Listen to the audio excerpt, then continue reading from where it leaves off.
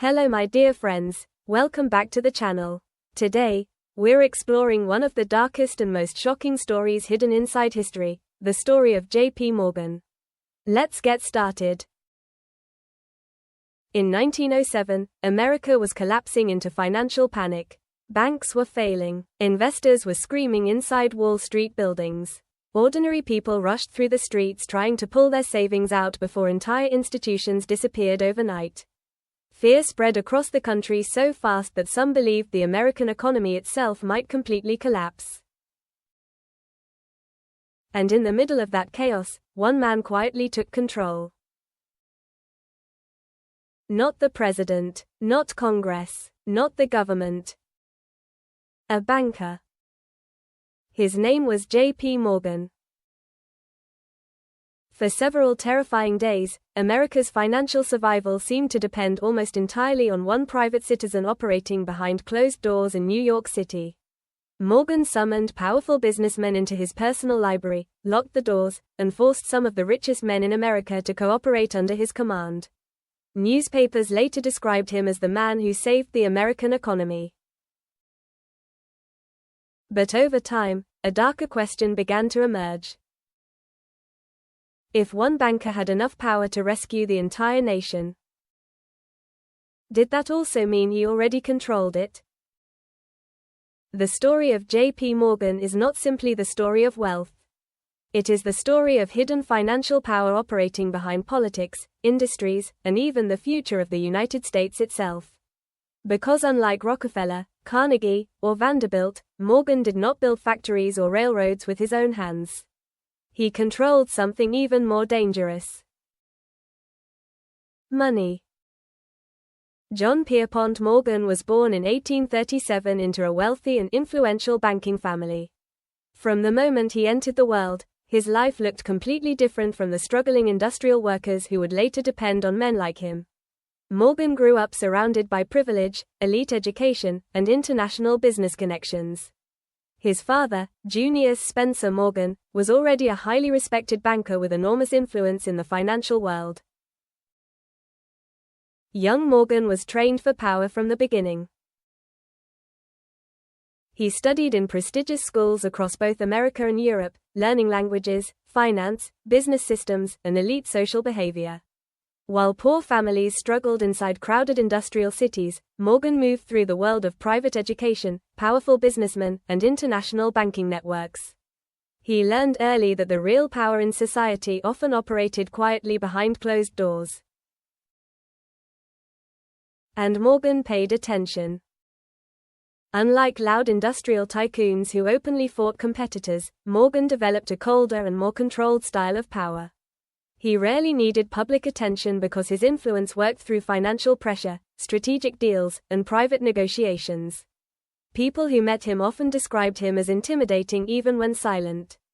His massive physical presence, piercing eyes, and emotionless expression made him seem almost terrifying in person. Some people genuinely feared him. Morgan did not waste time trying to appear friendly or charming. He projected authority naturally. He expected obedience. He disliked weakness and incompetence. In many ways, he resembled a king operating inside the hidden world of finance rather than a traditional businessman. And slowly, Wall Street began revolving around him. As Morgan entered the banking industry, America itself was changing rapidly. Railroads expanded across the nation. Factories multiplied. Steel production exploded. Massive corporations emerged everywhere. But behind every industrial empire stood one unavoidable reality: businesses needed enormous amounts of money to survive and grow. And Morgan controlled access to money. That made him incredibly powerful. Unlike Carnegie or Rockefeller, Morgan did not need to dominate a single industry. Instead, he positioned himself above industries themselves. Railroads, steel companies, banks, insurance firms, and industrial corporations all eventually depended on financing. Morgan understood this perfectly. While industrialists built visible empires, Morgan quietly built influence over the financial systems supporting those empires. And he was ruthless about it. By the late 19th century, many American railroads were chaotic and unstable. Companies fought constantly, wasted money, and competed aggressively in ways that frightened investors. Morgan hated disorder. He believed industries should be organized, stabilized, and controlled carefully by powerful financial leadership. So he began taking over. Morgan reorganized struggling railroad companies through aggressive financial restructuring. Sometimes he forced company leaders out entirely. Other times he merged competitors together under centralized control. To supporters, Morgan looked like a genius bringing order to chaos. To critics, he looked like a financial dictator quietly consolidating power over the American economy. And his influence grew larger with every deal. Eventually, Morgan's reach extended into steel, electricity, banking, transportation, and communications. Wealthy businessmen across America increasingly depended on Morgan's approval for major financial decisions. Some industrial leaders feared him almost as much as they respected him because Morgan possessed the ability to destroy companies simply by refusing financial support. That kind of power was almost impossible to imagine at the time. And Morgan knew exactly how valuable it was. One of the most important moments in his rise came when he helped create U.S. Steel, the first billion-dollar corporation in American history. Morgan purchased Andrew Carnegie's massive steel empire and combined it into an industrial giant unlike anything the world had ever seen before. The deal shocked global markets. America was no longer simply a growing economy. It was becoming a corporate empire dominated by enormous concentrations of wealth and financial influence. And J.P.Morgan stood near the center of it all. Wall Street increasingly felt less like a marketplace and more like Morgan's personal kingdom. Investors watched his movements obsessively. Newspapers analyzed his decisions constantly. Smaller bankers feared opposing him openly because Morgan's financial networks stretched everywhere. In some circles, people whispered that Morgan had become more powerful than many elected officials. Perhaps the most unsettling part was how quietly he operated. Morgan rarely gave dramatic public speeches. He did not need constant attention. Most of his real power existed behind closed doors during private meetings with politicians, industrialists, and financial elites. While ordinary Americans focused on visible billionaires building factories and railroads, Morgan controlled the invisible system connecting all of them together. Money moved where Morgan allowed it to move. And that influence created enormous fear during economic crises. Throughout the late 19th century, America suffered repeated financial panics. Banks collapsed. Markets crashed. Investors lost fortunes overnight. At the time, the United States did not yet have a modern central banking system capable of stabilizing the economy during emergencies. That meant private financial leaders often became incredibly important during moments of crisis. No one understood that reality better than Morgan. During financial instability, businessmen, bankers, and politicians increasingly turned toward him for guidance. Morgan projected confidence even during chaos. He studied balance sheets obsessively, analyzed risks carefully, and made decisions quickly when others panicked. To supporters, he looked like the only adult inside a room full of frightened children. But critics began asking dangerous questions. Why had one private banker accumulated so much influence over the economy in the first place? Why did entire industries depend so heavily on Morgan's financial networks? And perhaps most disturbing of all, what would happen if Morgan ever decided to use that power for purposes beyond simple business? Rumors about Morgan's influence spread constantly across America. Some believed he secretly controlled politicians through financial pressure. Others claimed Wall Street bankers intentionally manipulated markets during crises to increase their own power. While many conspiracy theories surrounding Morgan became exaggerated over time, the atmosphere of fear surrounding him remained very real. Because Americans understood something deeply uncomfortable. The country's economy no longer seemed fully controlled by democratic institutions alone. Financial power had created a new kind of ruling class operating behind the scenes. And J.P. Morgan appeared to be its king. By the early 1900s, his authority over Wall Street had become almost legendary. Younger bankers admired him, rivals feared him, politicians cautiously cooperated with him. Newspapers described him as the most powerful banker in America. Yet despite all his wealth and influence, Morgan himself seemed emotionally distant from ordinary society. He collected expensive art, lived in enormous luxury, and surrounded himself with elite circles of power. But unlike charismatic public figures, Morgan rarely tried appearing relatable or inspiring. He looked cold, calculating, and intimidating, almost like a symbol of financial authority itself. And soon, America would face the greatest financial crisis of Morgan's career. A crisis so severe that the government itself would struggle to respond. A crisis that would allow J.P. Morgan to demonstrate just how much control he truly possessed over the United States economy. And after that moment, the relationship between Wall Street, banking, and political power in America would never be the same again. In October of 1907, fear spread through New York City like a disease.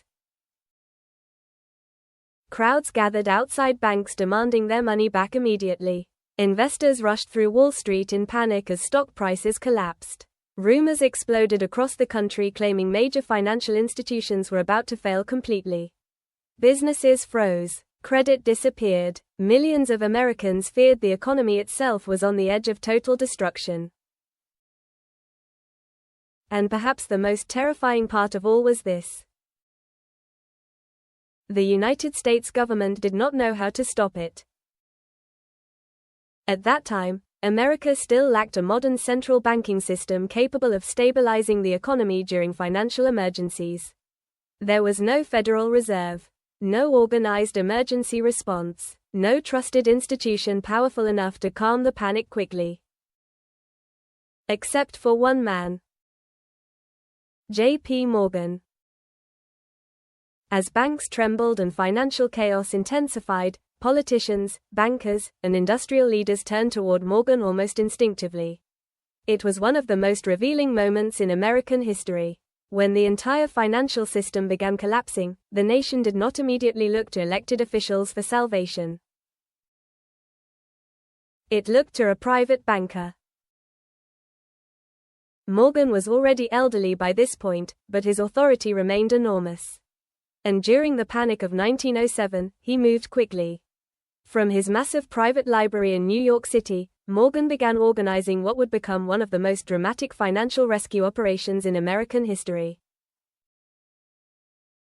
The atmosphere inside those meetings reportedly felt almost unreal. Morgan summoned some of the richest and most powerful men in America into his library late at night. Bankers, industrialists, financiers, and corporate leaders gathered together while panic consumed the country outside. According to multiple accounts, Morgan demanded immediate cooperation. Some stories even claimed he locked the doors and refused to let certain men leave until agreements were reached. Whether every detail became exaggerated over time or not, one thing was undeniable. J.P. Morgan had effectively become the center of the American financial system. He examined bank records personally. He decided which institutions deserved saving and which might collapse. He pressured wealthy financiers into contributing emergency funds. He coordinated massive loans designed to stop panic from spreading further through the economy. And somehow, it worked. Slowly, confidence returned. Certain banks stabilized. Investors calmed down. The immediate threat of total financial collapse began fading. Newspapers across the country praised Morgan as a national hero.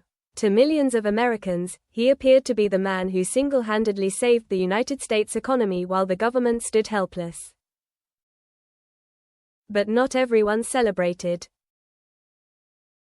Because beneath the praise and relief, a darker and far more disturbing question emerged. Why did one private banker possess more financial power than the federal government itself? That question haunted America after 1907. Critics argued the crisis had revealed something deeply dangerous about the country's economic structure. If the survival of the financial system depended on a single wealthy banker, then perhaps democracy itself was weaker than people wanted to believe. Morgan's actions may have stabilized the economy, but they also exposed how concentrated financial power had become. And conspiracy theories exploded. Some Americans began suspecting that Morgan and other Wall Street elites actually benefited from financial crises. Others believed powerful bankers intentionally allowed panic to spread in order to increase their influence over the government and economy. Rumors circulated that Morgan's rescue operation was not simply an act of patriotism, but also a demonstration of power. A message to America itself. A message that said, without Wall Street, the nation cannot survive. Whether those suspicions were fair or not, Morgan's influence after the Panic of 1907 became almost impossible to ignore. Politicians increasingly accepted the idea that America needed a more centralized financial system capable of preventing future collapses. The panic had terrified the nation so deeply that even critics of Wall Street recognized something had to change. And that change would reshape American banking forever. In the years following the crisis, discussions intensified about creating a central banking system. Financial experts, politicians, and banking elites debated how to stabilize the economy during emergencies without relying entirely on private financiers like Morgan. Eventually, these debates contributed to the creation of the Federal Reserve System in 1913. And once again, Morgan's shadow appeared everywhere. Even though J.P.Morgan himself died before fully witnessing the long-term consequences, many historians believe the Panic of 1907 directly accelerated the birth of modern central banking in America. In a strange way, Morgan's rescue of the economy also proved how dangerous concentrated financial dependence had become. But there were people who never trusted the official version of events. To this day, some conspiracy theories continue surrounding Morgan and the financial elites of his era. Certain critics believed Wall Street bankers manipulated economic crises behind the scenes to strengthen their control over the nation. Others argued that Morgan's enormous influence over railroads, steel, banking, and government connections created a hidden financial empire operating beyond democratic oversight. Some of those theories became exaggerated over time. But the fear behind them was very real. Because ordinary Americans increasingly realized something uncomfortable, massive financial institutions possessed influence capable of affecting nearly every aspect of modern life. Banks controlled loans, loans controlled businesses, businesses controlled jobs, industries, transportation, and economic stability. Whoever controlled finance itself held extraordinary hidden power over society. And few people understood that power better than J.P.Morgan. Morgan's empire extended far beyond simple banking. He influenced railroads, industrial corporations, shipping companies, electricity systems, and global finance. His business network connected some of the most important industries on Earth. At times, it almost seemed as if major parts of the American economy were tied together through Morgan's financial influence. That level of control frightened many people deeply. Especially because Morgan himself never appeared particularly interested in democratic ideals or public approval. He valued order, efficiency, and financial stability above sentimentality. In his mind, strong leadership from experienced financial elites often looked more trustworthy than chaotic public politics. And perhaps that belief explains why Morgan operated with such confidence during national crises.